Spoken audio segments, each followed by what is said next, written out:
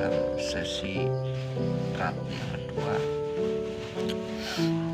saya akan ada mau bercerita tentang sesuatu hal yang biasa dialami para ya khususnya manusia sih.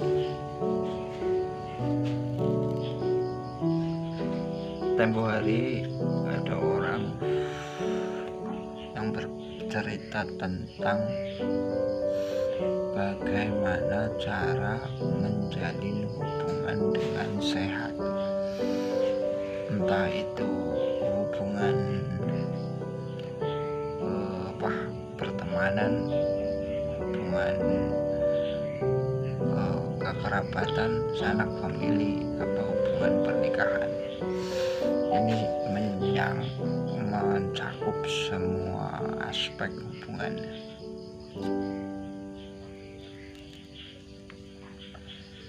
Dalam kita berkomitmen untuk menjalin hubungan, kita harus melihat permasalahan untuk menghindari sesuatu hal yang sekiranya bisa membahayakan bagi perjalanan kita nantinya gitu ya. Itu sebelum komitmen. Satu yang harus digarisbawahi itu orang yang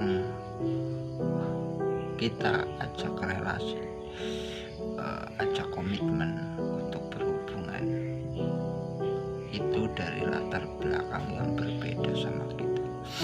Jadi dia membawa prinsip-prinsip kebiasaan yang sekiranya kita asing, dan itu wajar. Namun pada dasarnya kadang-kadang enggak mempertimbangkan masalah tersebut.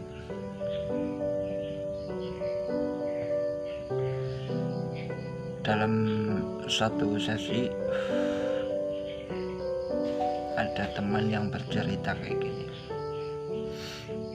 "Bang, kenapa kok hubungan saya sama pasangan saya kok kurang harmonis?" Terus saya tanya, emang apa sebabnya gitu ya. Banyak hal-hal yang sepele tapi malah melebar kemana-mana.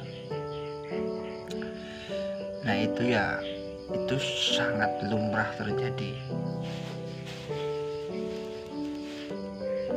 sangat lazim terjadi. Dikarenakan apa? Yaitu prinsip, membawa prinsip dari keluarga masing-masing, notabene masing-masing, dan itu tidak bisa dipungkiri akan memicu hal-hal yang sekiranya tidak diinginkan. Terus solusinya gimana? Kenali polanya, kenali. Jadi dia membawa prinsip apa dari keluarganya, kita bicarakan dengan baik-baik. Emang kita dari golongan keluarga masing-masing, tapi di saat ada komitmen kita bicarakan bahwa ini kayak gini, ini prinsip saya kayak gini, dan kita mau memahami itu. Karena apa? Merubah pola pikiran itu sangat sulit. Itu udah tertanam dari sejak dia kecil. Sementara kita ketemu udah pada dewasa. Nah, di saat kita mau membangun sesuatu, membangun hubungan, itu harus diadaptasikan. Jangan sampai ada sesuatu terpendam dan menjadi bom waktu. Suatu saat bisa meledak kapan saja. Itu cuma nunggu waktu. Tapi ada beberapa golongan setelah kami amati itu, ada yang menjalin hubungan karena udah terlanjur. Di satu sisi ada yang menjalin hubungan dia udah anaknya udah banyak. Dan di sisi lain juga ada karena dorongan orang tua. Jarang sekali orang yang membina hubungan benar-benar dari dirinya sendiri, itu sangat jarang sekali.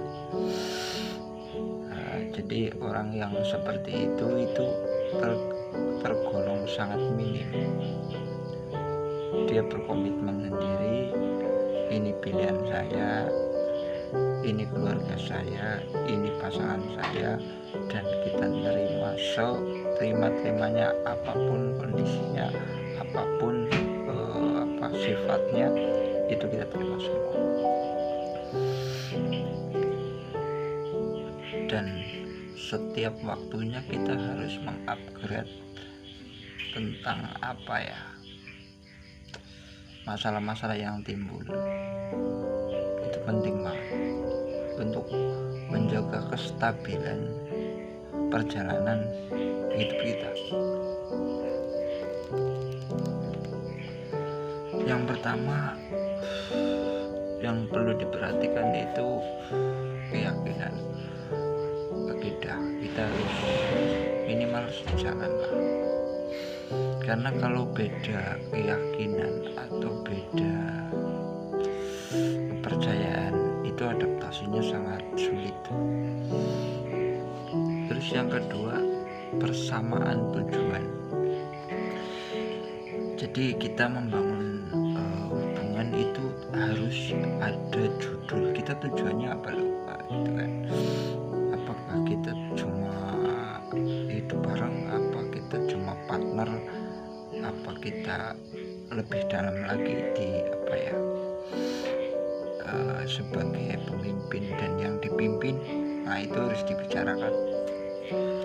Terus ada yang perlu dibicarakan lagi, itu mau dibawa kemana arah hubungan kita. Apa gaya, jadi gayanya apa Islami, apa bebas tanpa aturan, yang penting saling menghormati, apa dia otoriter, harus banyak aturan, nah itu harus dibicarakan. Jadi genre hubungannya genre apa pop, apa rock, apa dangdut, apa roncong, ya istilahnya kayak gitulah. Jadi dalam kalau sudah dibicarakan seperti itu, kita jadi paham arahnya kemana ya. Tadi akidah, kepercayaan udah, yang tujuan juga udah. Terus satu lagi, kita harus memegang kendali atas diri kita, bahwasanya sadarilah setiap manusia itu ada sisi gelap, sisi terang, terlepas dari golongan apapun itu pasti ada. Terlepas dari dia bawaan apa muncul di saat waktu apa ekonominya lagi goncang apa gimana, entah dari faktor eksternal apa internal, itu bisa terjadi. Dan cara mengantisipasinya gimana? Maklumi aja, selagi pasangan kita manusia, itu pasti ada sisi gelap, sisi terang. Kalau lagi dia kurang stabil secara emosionalnya, kita biarin dulu, berikan dia waktu, nggak usah terlalu diperuncing lah, berikan dia waktu untuk berubah. Nah, di saat waktu udah tenang, pilih waktu kita bicara. Kenapa kamu kayak gitu, apa yang kau rasakan, apa gimana gitu kan, kita bicarakan. Perdebatan terus konflik pasti ada. Nah, apakah nggak boleh bang? Boleh. Perdebatan, konflik boleh. Itu yang menunjang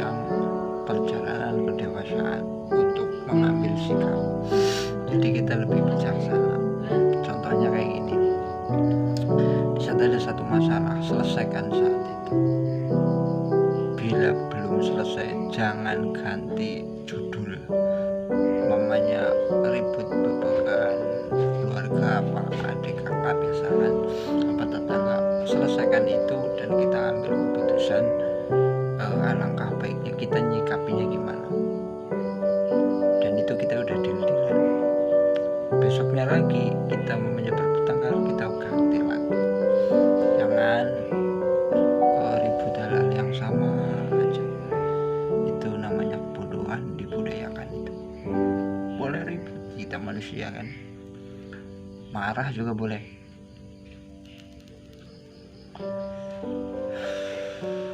Untuk apa?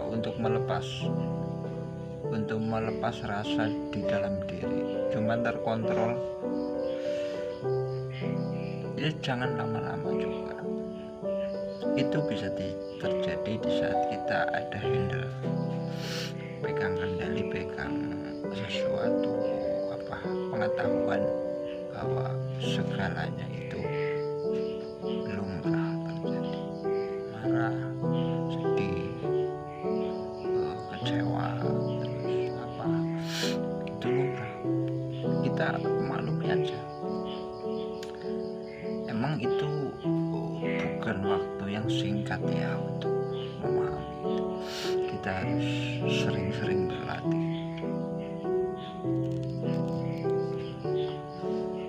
Komunikasi yang baik itu dilakukan di saat kondisi tenang. Jangan mengambil keputusan di saat kita emosionalnya lagi tidak stabil. Itu nggak ada yang benar. Kita lagi marah tuh, apapun yang kita ucapkan salah semua, nggak ada yang benar. Jadi kalau lagi marah, kalau lagi nggak stabil emosionalnya, kita jangan mengambil keputusan. Itu sangat fatal. Dan dalam konteks kekeluargaan itu imbasnya banyak. Anak, istri, keluarga besar, tetangga bahkan bisa. Itu fatal banget. Beda sama kita lajang ya kan, yang dirugikan paling perorangan lah. Tapi kalau kita udah berkeluarga, itu imbasnya ya yang sering anak-anak.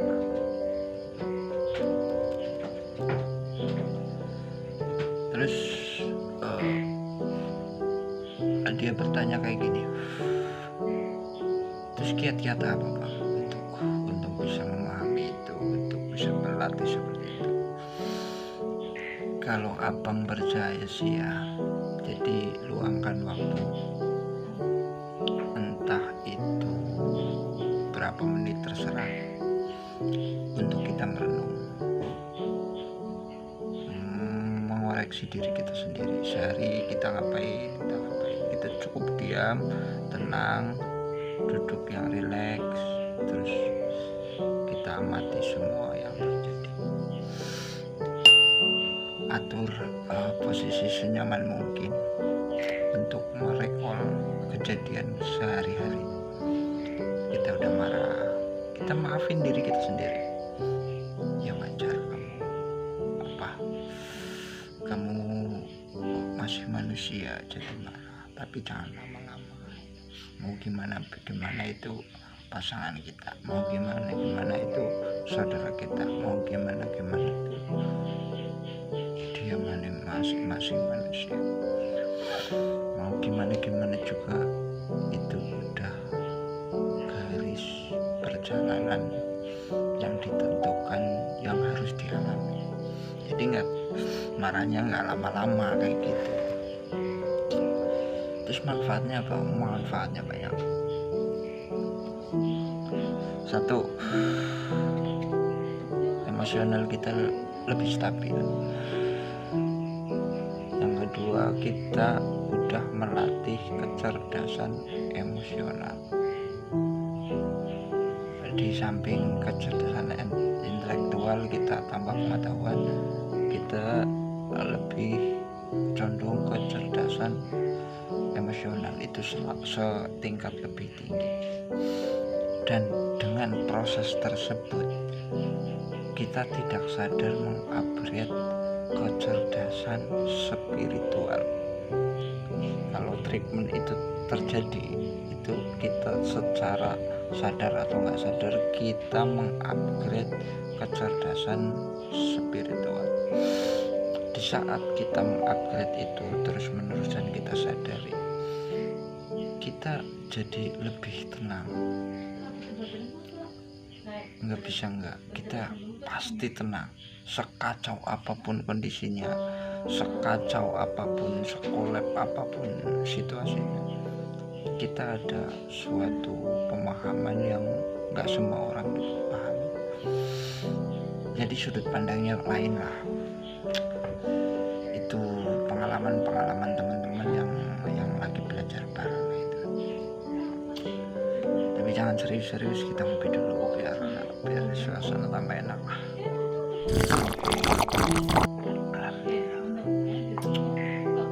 Kita lanjutin lagi. Terus ada satu lagi, apapun yang kita lakukan, niatin kita untuk Tuhan, itu penting. Kenapa seperti itu? Jadi kita enggak terlalu terlalu kecewa. Kok kenapa kecewa? Ya karena itu untuk Tuhan. Kita dijadikan dari Tuhan, kita lagi menjalankan perintah Tuhan, semuanya untuk Tuhan. Itu penting. Nah, jadi semuanya kita capek-capek kalau kita nggak dihargai umpamanya. Di saat itu prinsip itu nggak dipegang, kita kecewa. Tapi setelah kita paham itu, kita sering mengoreksi diri, kita sering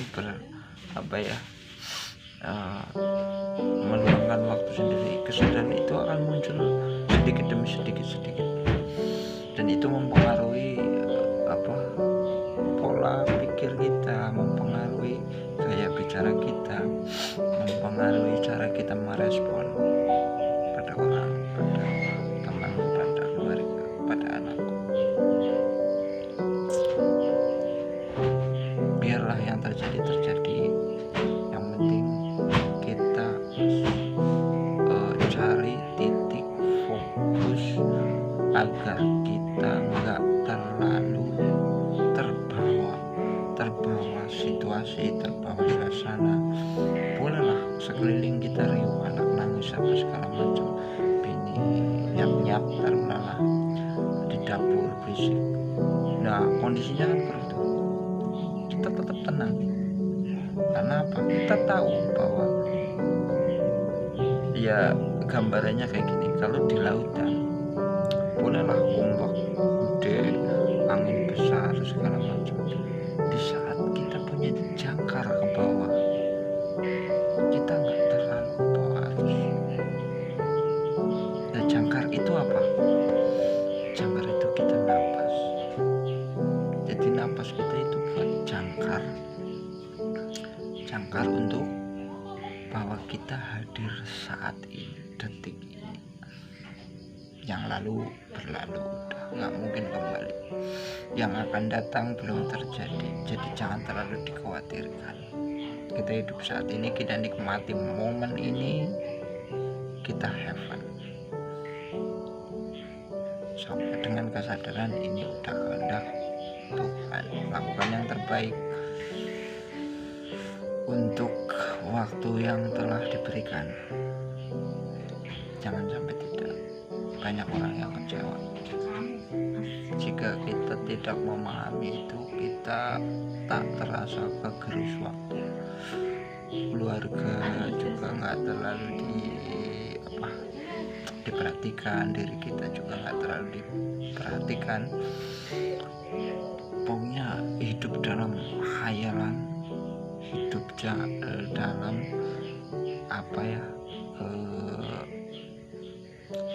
apa itu namanya, getun lah, kalau bahasa Jawanya itu getun. Getun akan masalah, kenapa kemarin aku ngelakuin ini ya, itu mengakibatkan sedih. Dan kalau was-was besok gimana ya, nah itu nggak sehat itu. Nah dengan kita sadari nafas kita keluar masuk, nah kita otomatis tertarik di saat ini, detik ini. Di saat itulah otak kita berhenti. Jadi otak cara kerjanya kalau dia nggak ke masa lalu pasti loncat ke masa depan. Jadi kayak sistem kayak kerak lah kayak gitu. Itu sistem kerja otak. Kalau nggak bahas kemarin ya loncat ke masa depan. Kalau untuk saat ini, detik ini, itu nggak bisa. Itu yang muncul bukan kerja otak, bukan. Itu intuisi, kecerdasan, lebih sadar saat ini. Dia lebih hadir, lebih utuh. Itu penting. Itu bisa menunjang kecerdasan. Terus orang juga senang sama kita. Tenang lah, nyaman lah sama kita. Maksudnya apa? Kita utuh, hadir pada saat itu, nggak kemana-mana. Aku di sini. Itu penting. Jadi berjalannya waktu kita terus bertumbuh dengan kesadaran itu. Jangkar kita terus pegang, napas kita terus pegang. Apapun yang terjadi pasti ada manuver yang yang akan kita temukan. Itu penting lah ya. Mungkin sekian dulu dari kami, ya sekedar cerita lah, agar suasana kita, kehidupan kita setiap detik itu lebih berwarna.